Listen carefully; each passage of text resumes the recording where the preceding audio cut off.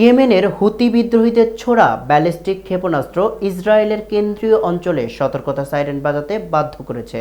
Israeli সেনাবাহিনী জানিয়েছে, শুক্রবার সকালে তেল আবিব সহ বিভিন্ন স্থানে বিমান হামলার সতর্কতা দেয়া হয়।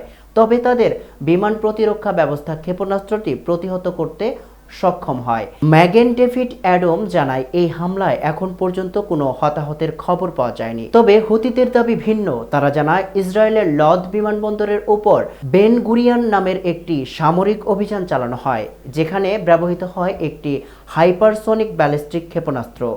তারা দাবি করেন, হামলায় লক্ষ লক্ষ মানুষ আশ্রয়কেন্দ্রে পালিয়ে গেছে এবং বিমানবন্দরের কার্যক্রম বন্ধ হয়ে গেছে।